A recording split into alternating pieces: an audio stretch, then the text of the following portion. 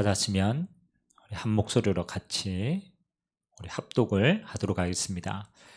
11 제자가 갈릴리에 가서 예수께서 지시하신 산에 이르러 예수를 배웠고 경배하나 아직도 의심하는 사람들이 있더라.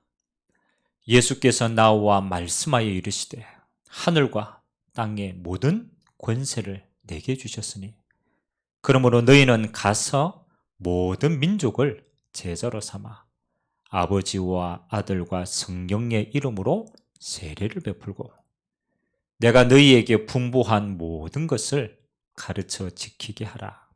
볼지어다 내가 세상 끝날까지 너희와 항상 함께 있으리라 하시니라.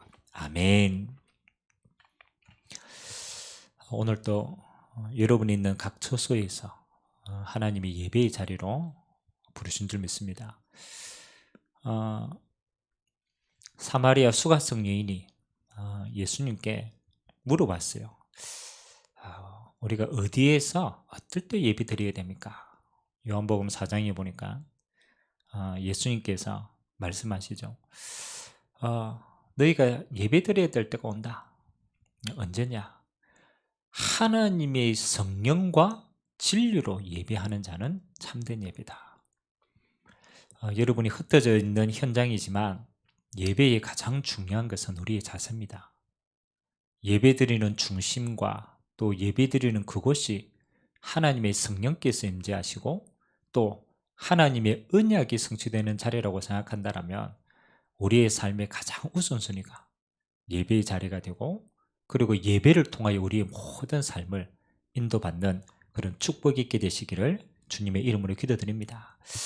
오늘 우리에게 주신 하나님의 응답의 시간표가 아웃소싱을 통한 부흥입니다. 우리 교회에서 가장 많이 사용하는 단어 가운데 하나가 부흥이죠. 특히 목회자인 저에게는 그렇죠. 어떻게 보면 가슴 뛰는 단어 아닙니까? 부흥케 되어진다. 근데 하나님이 보시는 부흥과 우리가 보는 부흥은 좀 다른 것 같아요.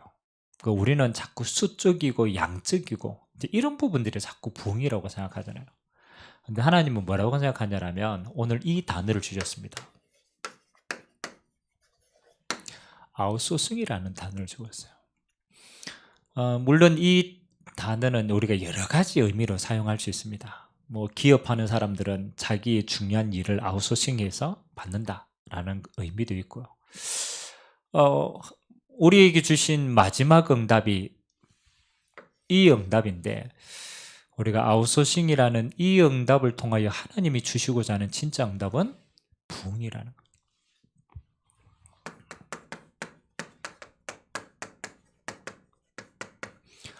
거예요. 우리는 중요한 삶에서요, 중요한 일들이 생길 때마다 우리는 하나님 앞에 중요한 질문을 해야 돼요.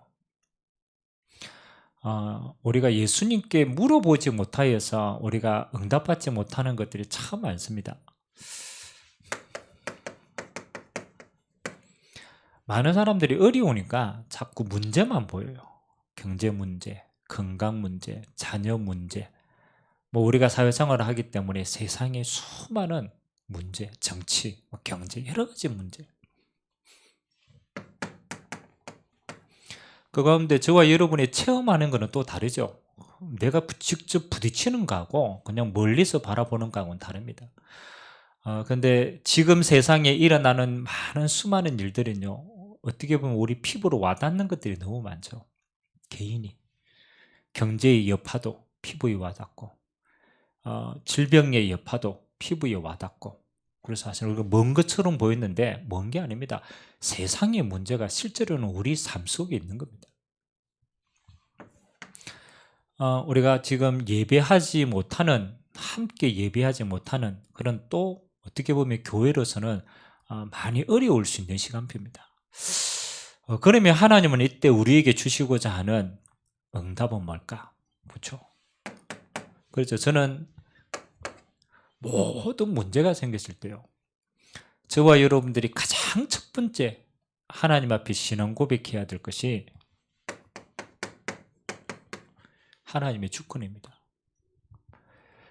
우리가 알잖아요. 문제다라고 했을 때 나도 모르게 우리는 내 생각 속에 갇혀요. 내가 볼 때 문제인 거죠. 내가 볼 때 문제다라는 틀을 만들어 놨기 때문에 어떤 경우에도 우리는요, 저 문제를 스스로가 벗어날 수가 없어요. 그래서 하나님이 우리에게 가장 첫 번째 틀을 바꾸는 거예요. 뭐 하는 겁니까? 하나님이 볼 때 문제가 아니야.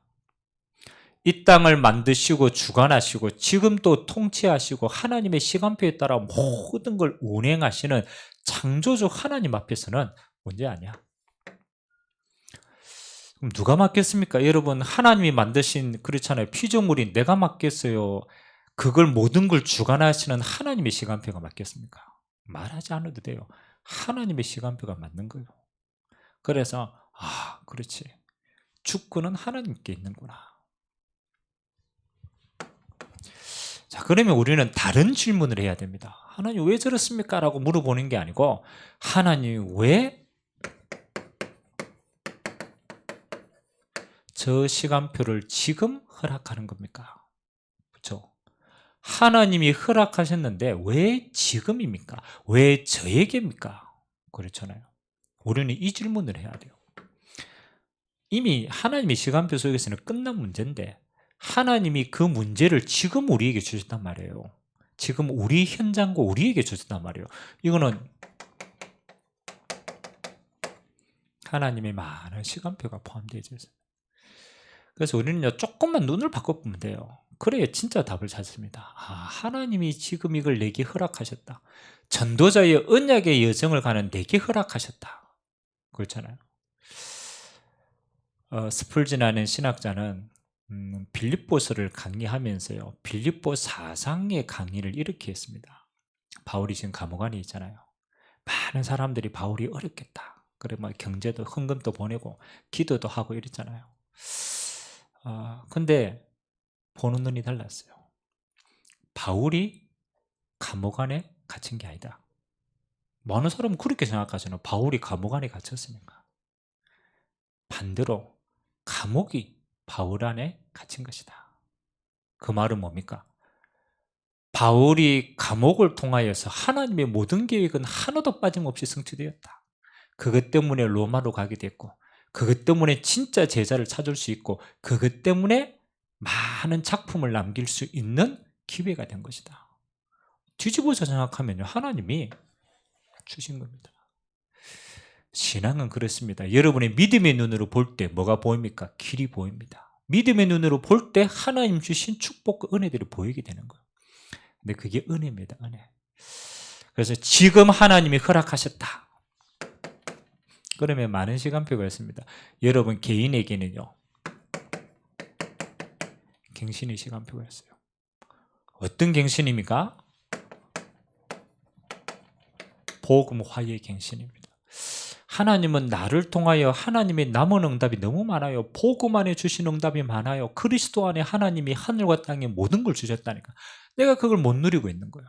하나님은 주셨는데 나는 복음은 가지고 있는데 복음 화의 축복을 못 누리고 있는 거예요.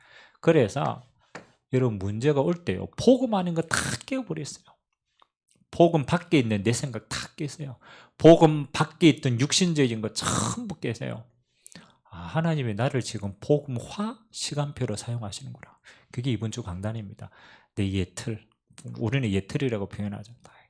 복음 안에 다 있는 것이다. 다시 어디 앞으로? 하나님 앞으로. 하나님이 나의 시간표를 먼저 갱신시키기를 원합니다. 왜 그렇습니까? 하나님은 나를 통하여 행하실 일이 더 큰 일이 남아있어요. 땅끝까지 증인되기를 원하시는 진짜 축복은 있단 말이에요. 그리고 세상을 향해서는 뭐 하는 겁니까? 이거 찾는 겁니다. 빈 곳을 찾는 거예요. 여러분이 가진 문제는요, 복음 안에서 하나님 주신 축복이면 불신자에게는요, 그게 뭐 하는 겁니까? 재앙입니다. 재앙이에요. 그래서 하나님이 그 문제를 보고 뭘 보라고? 불신자, 하나님 없는 자들의 빈 곳을 보라고. 그럼 이러면 뭐가 됩니까? 하나님이 역사하실 큰 문이 되는 거예요. 그래서 현장을 보고는 빈 곳을 보는 거예요. 그러면 하나님은 어떻게 역사하십니까? 이번 주 강단 메시지처럼 하나님은 보호자의 시간표로, 우리가 복음 안으로 들어가는 시간표에 하나님은 우리에게 마음과 생각을 지키시는 은혜가 임하는 거예요. 우리가 빈 곳을 향하여 기도를 담는 순간 하나님은 그때 하나님의 나라가 임하는 거예요. 그걸 보고 그렇죠, 성령의 역사를 하는 겁니다. 그래서 하나님은 우리가 이 일에 문제가 생길 때마다 하나님은 우리를 증인으로 세우시는 겁니다. 그래서 여러분들이 어떤 경우에도요 흔들리지 마세요. 하나님은 다 예배해놨습니다. 그래서 사실은 우리가 이 시간표가 딱 되었을 때 우리는 뭐 하면 됩니까? 우리가 있어야 될 자리에 있으면 됩니다. 여러분 초대교회는요 어려울수록 뭐 했습니까? 내가 있어야 될 곳에 있었습니다.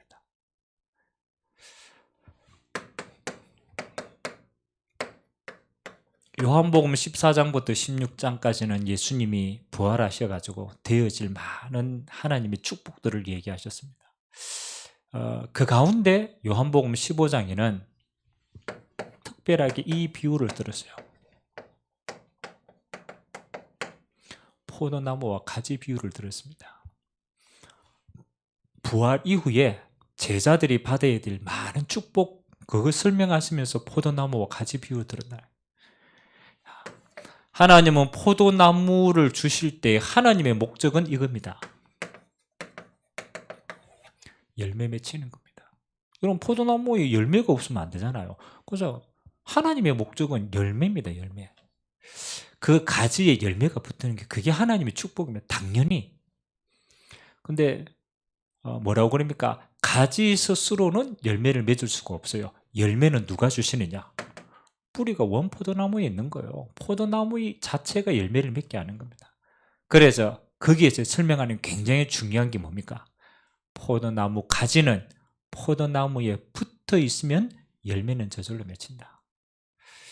마지막 핍박이 많이 올 때요 성도들은요 뭐 해야 되느냐? 이거 해야 돼요. 있어야 될 곳에 내가 있으면 돼요. 그게 포도나무 가지가 포도나무에 붙어 있는 시간표입니다.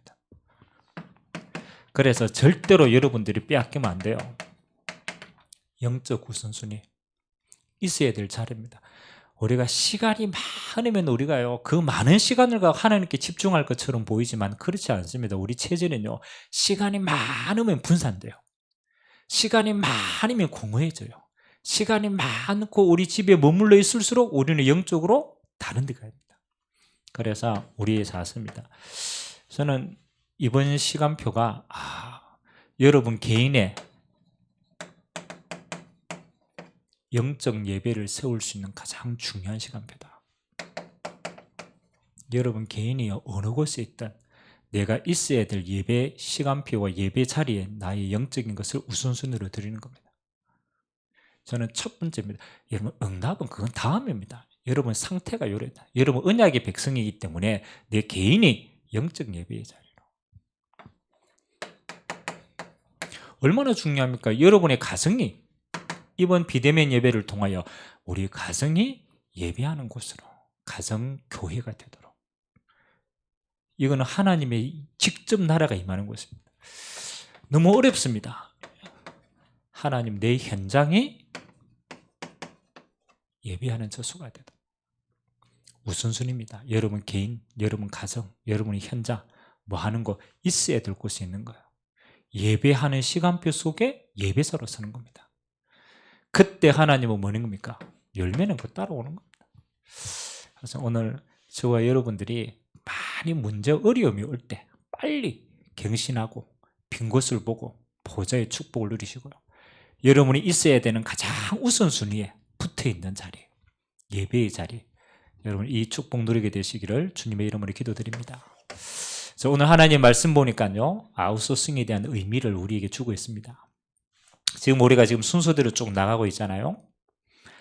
플랫폼에 있는 시너지를 가지고 주는 거야. 좀 어려운 말입니다. 위스와 임마누엘이 포함된 원네스, 그 시너지 원네스 된 로마서 16장의 사람들. 한 가지로 이 말 아닙니까? 우리가 진짜 설명하고자 하는 것은 우리는 복음의 플랫폼을 가지고 있어요. 세상 어떤 것도 복음 받지 않으면 구원이 없습니다. 그리스도가 아니면 흑암이 무너지지 않습니다. 복음이 없으면 우리는 지옥병에서 벗어날 수 없어요. 그래서 유일한 플랫폼입니다. 많은 사람들이 이 복음 들여야 사는 겁니다. 그렇죠. 복음 자체가 플랫폼입니다. 그러면 이 복음을 뭐 하는 거요? 모든 곳으로 확산시키는 겁니다. 그걸 보고 아웃소싱이라는 거예요.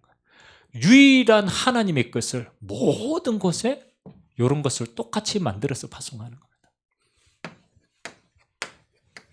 이걸 보고 아웃소싱이라고 합니다. 그래서 이런 의미를 가지고 우리가 오늘 본문 말씀을 한번 보겠습니다. 오늘 한 5가지 아웃소싱 이야기를 합니다. 가장 첫 번째는 교회 부흥의 아웃소싱.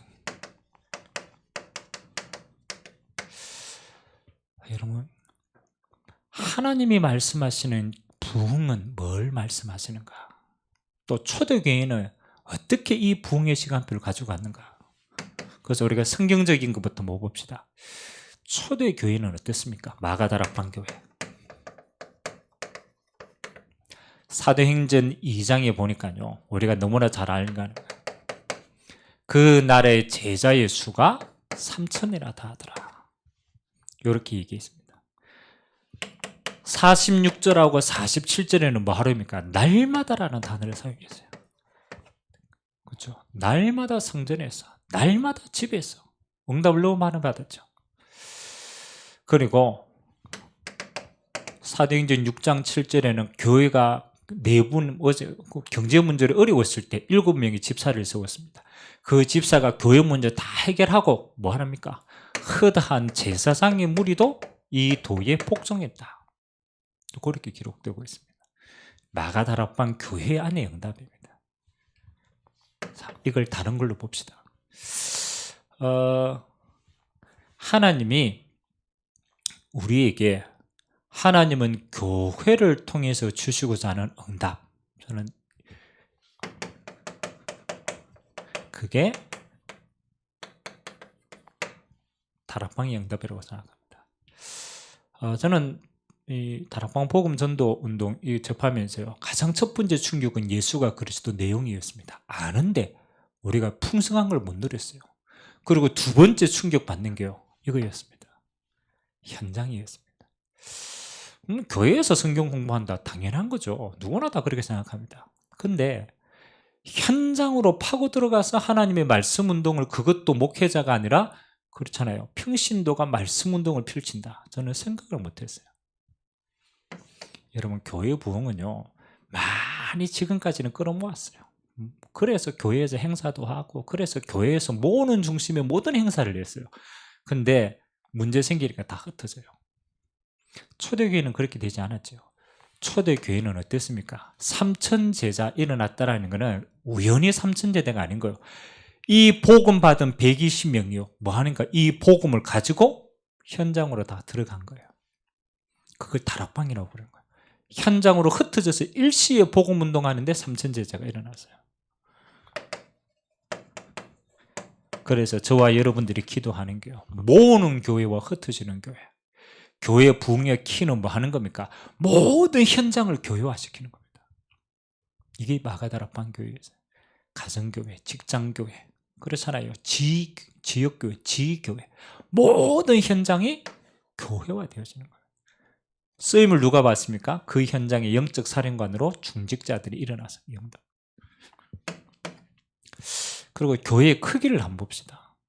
교회 부흥한, 미국의 제일 크게 부흥한 교회가 하나가 척 스미스 목사님이 교회 하시고 있는 갈보리 교회입니다. 제가 이 목사님의 짧게 이야기를, 전기를 잠깐 봤었는데요, 이 갈보리 교회 목사님이 맨 처음에는 목회가 너무 안 됐어요. 목회가 너무 안 돼가지고 뭐 했느냐, 목회 안 하고 현장에 우리는 말하면 막노동했어요. 건물 짓는데 벽돌 지고 날라서 막노동 하다가 목사님이 보게 된 거예요. 막노동 하면서 부딪히는 사람들이 전부 뭐 하는 거, 복음 없어서 고통당하고 있는 거, 개개인들이 당하고 있는 영적인 거, 육신적인 거, 고통 너무 많이 보게 된 거예요. 그럼 목사님 깨달은 거예요. 야, 현장에는 이렇게 고통당하는 사람이 많은데 교회는 이곳까지 못 버티는구나. 그래서 목사님이 생각하신 것이 요 교회였습니다. 현장으로 파고 들어가는 교회였습니다. 갈보리 교회가 잘하는 것 가운데 하나가 뭐 하는 거냐면요, 교회 안에 전 세계 복음할 다민족 지도자를 다 세운 거예요. 한국은요, 한국 목회자가 서가지고 한인들 목회할 수 있도록, 스페인이다, 스페인 목회자가 서가 스페인 목회할 수 있도록 뭐 하는 겁니까? 교회를 한 가지 색깔이 아니라 모든 사람이 하나님의 사역할 수 있는 주역으로 세운 거예요. 저는 참 지혜롭다고 생각합니다.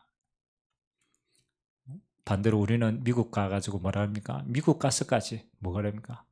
한인 장로교회라. 한인들만 모이는 장로교회. 이미 틀이 틀린 거죠.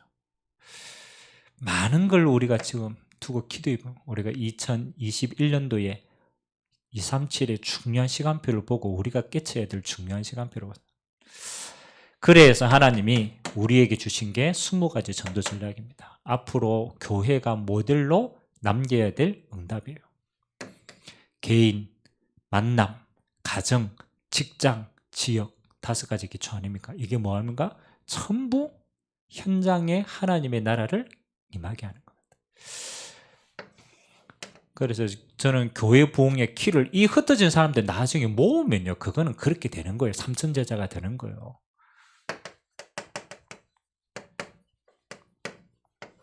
흩어지는 교회. 여기에 대한 하나님의 축복들을 많이 확인을 해야 모으는 교회가 힘이 있어지는 겁니다. 그게 교회 부흥입니다. 두 번째는 전도의 아웃소싱입니다. 여러분, 전도라는 중요한 걸 가지고 우리가 현장에 아웃소싱 해야 될 내용들을 보세요. 자, 오늘 보니까 뭐라고 했습니까? 모든 사람은 전도의 문이다. 여러분, 돈 버는 사람은요, 모든 사람은 내 돈을 벌게 하는 도구입니다. 그렇잖아요. 학원 선생입니다. 모든 사람은 그렇잖아요. 예비 학원 등록자예요. 그 눈으로 보는 거예요. 그러면 진짜 하나님이 전 세상을 전도 중심으로 움직인다면 우리의 눈은 어떻게 했습니까? 요겁니다. 모든 사람은 전도의 문이다. 모든 현장은 우리 눈에는 이렇게 보여야 돼요. 진짜 전도하는 사람은 모든 현장은 교회가 세워질 것이다. 안 그렇습니까? 모든 현장은 하나님의 시간표 뭡니까? 교회 써야 돼요. 무슨 교회요? 현장교회. 건물 지어가지고 뭐 목회자들이고 그 교회 이전에 그렇잖아요. 말씀 운동할 수 있는 교회. 그렇게 떠올라야 돼요.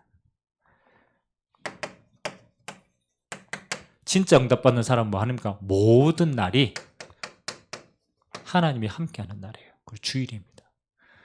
초대교회는 날마다 성전에서, 날마다 집에서, 모든 장소가 교회고 모든 날이 하나님의 날이었어요. 주님과 동행하는 거니까.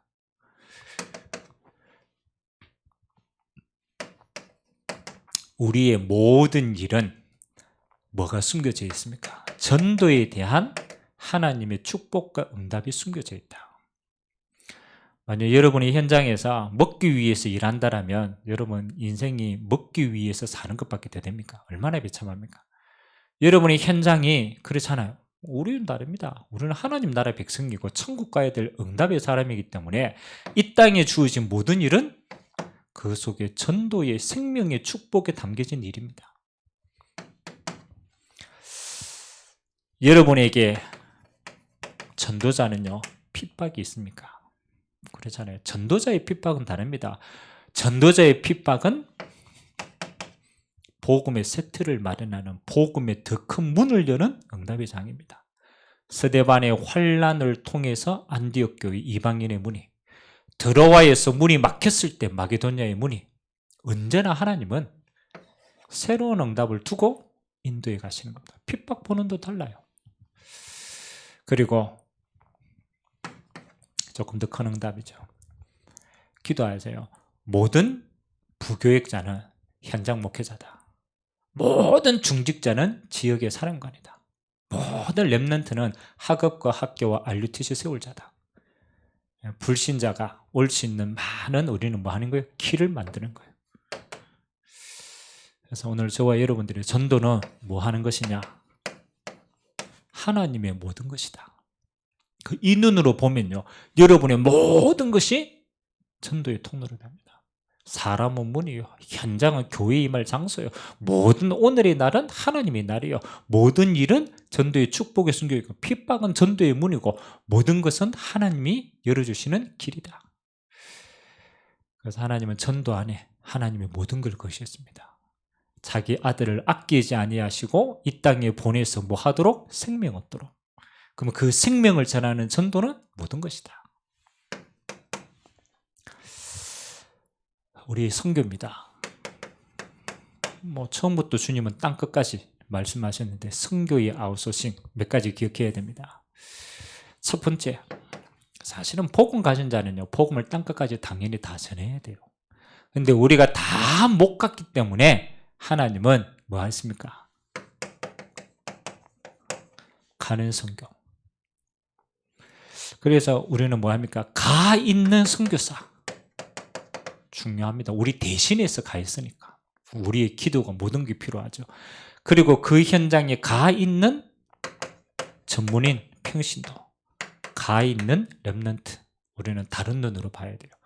우리가 가야 되는데 하나님이 대신 가서 이 일을 하라고 먼저 보내신 사람이구나. 그래서 우리가 이 일을 두고 뒤에서 뭐 하는 겁니까? 그 선교의 축복을 후원하면서 같이 누리는 거예요. 그러니까 그분의 일이 아니야, 우리의 일을 그분들이 함께 하는 거니까. 그래서 가는 선교 앞으로 계속 파송하고 뒤에서 후원해야 됩니다. 두 번째는 모으는 선교입니다.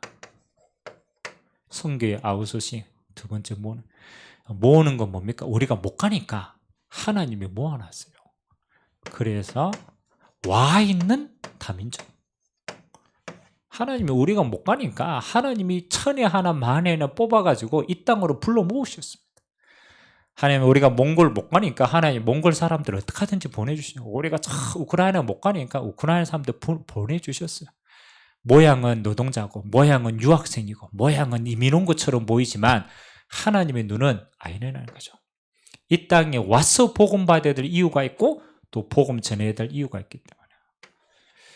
그래서 우리가 지금 내년에 봐야 될 237이 굉장히 중요한 빈 곳입니다. 와 있는 다민족. 그리고 그들이 마음껏 전도하고 선교할 수 있는 장을 마련하는 것. 그리고 파송 선교입니다.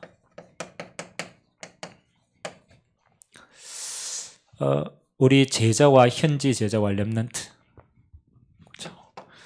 제가 현장에 지금 단기로 우리가 현장에 가서 사역을 하잖아요. 제가 대학 선교하는데 제일 그 대학생들이 영향을 받는 게 뭐냐? 한국에서 훈련받고 응답받는 대학생 제자들이요. 그 현장에 대학생 제자들을 만났을 때 시너지 효과가 제일 많이 일어나요. 나이도 똑같고 상황도 똑같고 다 똑같잖아요. 근데 뭐 하는 거예요? 이들이 응답받고 있는 것이 현장에서요, 팀 사역 가면서 자연에 전달돼요. 이게 참 중요하겠구나. 그래서 있는 제자와 가 있는 제자를 연결하는 거예요. 그리고 또 하나는 저는 이렇게 기도합니다. 현장에 렘넌트 운동 정말로 해야 될 중요한 키가 되는 멤버들이 있어요. 그게 부교육자든 그게 평신도든 중직자든 렘넌트 운동에 핵이 되는 사람이 있어요. 그런데 이분들이 소원이 뭐냐? 한국 가서 훈련 받아보는 거예요. 그래서 앞으로 우리가 응답받아야 될 것이 그런 사람들을 본격적으로 단기간 훈련시켜서 파송하는 미션홈입니다. 파송 선교입니다. 제가 볼 때는 하나님이 가장 귀하게 보시지 않냐. 그렇죠? 그 나라에서 못하는 걸 우리나라에서 꼭 할 수 있는 것을 하게 해서 보내는 겁니다. 파송 선교. 그 다음에 가난한 나라는 237 복지로, 아프리카 같은 나라는 우물 파주면서 물 해주면서 복지로 전도합니다. 한국을 잘 살게 한 이유가 있고 여러분에게 경제를 주신 이유가 있어요. 가난한 나라에게는 복지로 파고들어가는 게 제일 빠릅니다. 그리고 전 세계로 연결해야 될 237 NGO. 이거는 더 큰 운동입니다. 이거 만들어서 파고들어 가는 겁니다. 저는 성교의 그림이 저는 앞으로 점점 더 이렇게 전문해야 된다고 봐요. 당연히 선교사 파송해야 됩니다. 한 나라 책임져야 돼요. 그리고 뭐 하는 거요? 와 있는 다민족 이 속에 제자 찾아야 돼요. 그리고 뭐 해야 됩니까? 파송받고 파송해야 될 사람들 훈련시키는 거. 그리고 복지 NGO 이게 선교의 가장 큰 도구가 앞으로 되어질 겁니다. 선교의 빈 곳. 그리고 여러분의 경제와 현금입니다. 여러분들 인정하셔야 됩니다. 여러분의 경제는 하나님의 손 안에 있습니다. 그게 빛의 경제입니다. 그러나 그 하나님이 축복하시는 통로는 여러분이 드리는 겁니다. 헌금입니다. 여러분의 헌금이 어떻게 들어지느냐, 어느 곳에 흘러가느냐, 그게 모든 축복하고 관계가 있어요. 그래서 우리는 초대교회는요, 사도행전 2장 19절에 11절에서 13절, 9절에서 11절 15개 나라 아닙니까? 43절에서 45절 초대교회가 어려울 때 전 재산을 드린 사람들이 있었어요. 앞으로 237 센터에서는요, 뭐 하느냐? 이거 하는 제자를 만들 겁니다. 24시. 자기가 가지고 있는 모든 것을 24시에서 하나님 앞에 드릴 수 있는 자. 꼭 돈입니까? 돈이 아닙니다. 모든 것이 포함되어 있습니다. 여러분이 나는 하나님 앞에 무엇으로 24시에서 드릴 것인가? 그렇잖아요. 여러분의 달란트가, 여러분의 경제가, 여러분이 가지고 있는 모든 것이 24시로 드려질 수 있도록. 여러분 브리스가 부부, 빌레몬, 가이오 뭐 했습니까? 초대교회는 로마서 16장의 인물들이 로마 복음화를 위해서 원내스 되었어요. 그래서 하나님은 이들에게 로마 복음화 할 경제를 쏟아부은 겁니다. 여러분의 경제가 어디를 맞춰야 됩니까? 그렇죠? 당연히 세계복음화예요. 그 세계복음화의 시간표에 당연히 하나님이 바라봐야 될 지금의 로마를 향하여서 여러분의 경제가 흘러들어갈 수 있도록 기도하시기 바랍니다. 그래서 우리가 4차 산업을 대비한 3기업 기도해야 돼요. 그래서 사회적 기업, 문화적 기업, 선교적 기업, 하나님 우리에게 주신 축복 아닙니까? 가장 낮은 사회적 기업. 여러분이 진짜 업하다가요, 진짜 제대로 된 건지 아예 뭐 이거 해가지고 나는 선교만 올인한다. 선교적 기업. 렘넌트와 함께 문화적 기업. 저는 만들어야 될 이유가 분명하다고 생각합니다. 하나님의 숨겨진 빛에 어떻게 보면 하나님이 아웃소싱할 수 있는 중요한 방향과 키들입니다. 마지막 5번째는 후대의 아웃소싱입니다. 우리가 후대와 함께 아웃소싱해야 될 것 3가지 주셨습니다.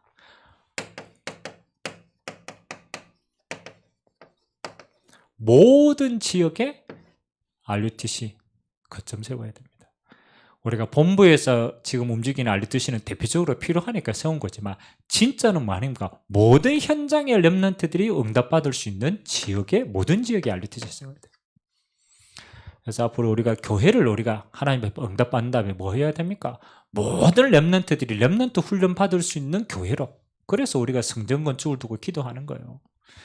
단순히 예배하기 위해서 그거 많아요. 예배 드리기 위한 틀은 많다니까요. RUTC의 역할을 할 수 있는 교회를 세워야 돼요. 대구 지역에 저는 필요하다고 생각합니다. 네 교회, 내 교회를 떠나서 모든 렘넌트들이 구심점으로 훈련 딱 받고 갈 수 있는 RUTC. 그리고 모든 대학 앞에는 학사. 지금 대학 선교를 제가 섬기고 있지만요. 이건 너무 중요합니다. 지금 하양 지역 같은 경우에는 우리 선배들이 기도하고 졸업생들이 기도하고 헌신해서 보증금만 딱 마련했어요. 그 다음에 월세는 뭐 훈련생들이 내지만은 아파트 2채를 딱 응답받았어요. 조금 더 하면 이제 전문 미션원까지. 근데요, 지금 그 안에서 우리 렘넌트들이요, 24시 공부하고 기도하고 그 안에서 미래를 준비하고 선교 준비를 하고 있습니다. 24시 할 수 있는 장소입니다. 여러분 제자는요 24시 안으로 들어가 빼야 돼요. 모든 대학 앞에 학사. 우리는 이만대학을 향하여서 이런 응답 받을 수 있는 그릇 준비하는 겁니다. 그리고 완전히 렘넌트 훈련할 수 있는 미션업. 지금 우리가 미션업을 펼쳤다가 지금 또 잠시 접었지만 앞으로 계속적으로 교회 차원에서 기도하고 세워나가게 됩니다. 모든 렘넌트들은 뭐 해야 되느냐? 합숙의 응답 누릴 수 있도록. 우리가 알잖아요. 우리가 합숙하지 않으면 변화되지 않습니다. 뭐 한 번 메시지 듣는다 어렵습니다. 잠깐 팀 사역은 했지만 실제로 삶은 어렵습니다. 미션홈으로 완전히 인도받아야 돼요. 후대 세우는 우리의 키입니다. RUTC, 학사, 미션홈. 경제는 어떻게 됩니까? 3기업으로. 우리의 선교는 가는 거, 모으는 거, 파송되는 거, 복지와 NGO. 굉장히 중요한 그림입니다. 그래서 오늘 우리에게 주신 이 5가지 중요한 시간표는요.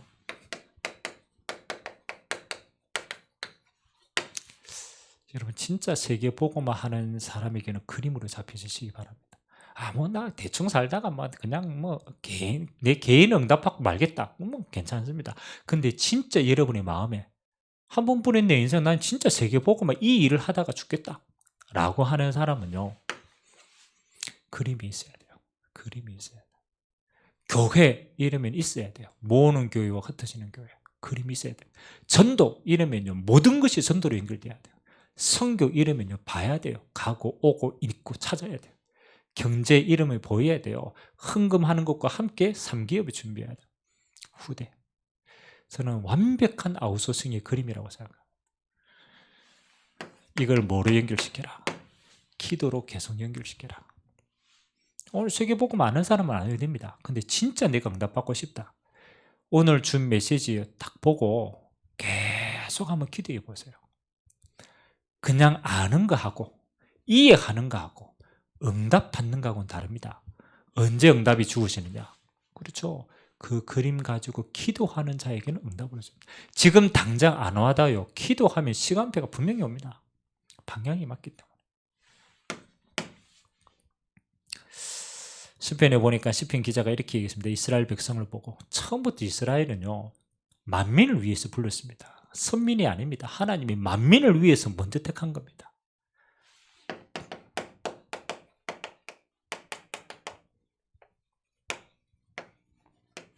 내 입을 넓게 열라. 내가 채우리라. 우리는 이것만 기억하죠. 그렇죠? 이거는 우리가 받아야 될 응답이니까. 근데 그 뒤가 더 중요해요. 내 입을 넓게 열라. 내가 채우리라 하였으나 이스라엘이 하나님 앞에 넓게 열지 못한 거예요.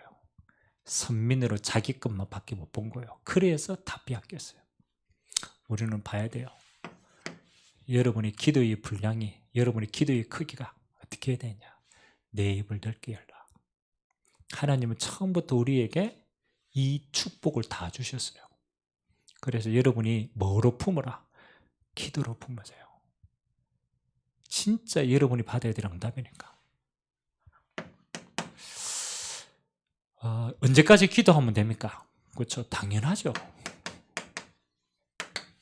기준은 하나입니다. 응답 올 때까지. 방향이 맞으니까. 이거 외에 다른 게 또 모르는 다른 거 해야 돼요. 근데 이거 외에 다른 방법이 없어요. 언제까지? 응답 올 때까지 지속하는 겁니다. 뭐든지 그렇습니다. 하나님이 방향이 분명하면요. 응답 올 때까지 가는 거예요. 그렇잖아요. 내가 다 해도 못 갔다. 그럼 내 후대가 그 길을 가는 거예요. 그래서 하나님이 여러분에게 주신 이 응답은 하나도 빼앗기지 말고 여러분과 여러분의 후대의 응답으로 영원히 그렇게 간직하시고 여러분이 기도 응답의 성취로 날마다 이 응답 맛보게 되시기를 주님의 이름으로 기도드립니다. 기도하겠습니다. 하나님, 감사드립니다. 세계 복음화하는 이 귀중한 시간표 속에 하나님이 우리를 불러주시고 우리 자신의 모습을 보면 연약하고 부족하고 수많은 문제가 있고 갈등 속에 있는 것처럼 보이지만 우리 안에 계시는 예수 생명은 만민을 구원하는 생명입니다. 우리 안에 계신 예수 능력은 모든 흑암을 무너뜨릴 전능하신 하나님의 능력입니다.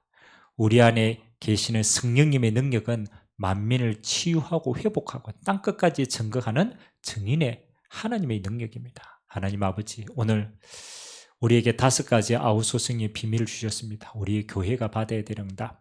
하나님 아버지, 우리가 전도와 선교와 후대를 두고 우리의 경제를 두고 받아야 될 정확한 그림을 보게 하셨사오니 하나님, 이 그림 가지고 하나님 앞에 기도로 나아가게 하시고 응답 올 때까지 우리가 달려갈 수 있도록 주님이 축복하여 주옵소서. 우리의 남은 인생은 세계복음화 하고 이 세계복음화의 응답 남기고 갈 수 있도록 주님이 은혜를 베풀어 주옵소서. 감사를 드리며 살아계신 예수 그리스도의 이름으로 기도드리옵나이다. 아멘.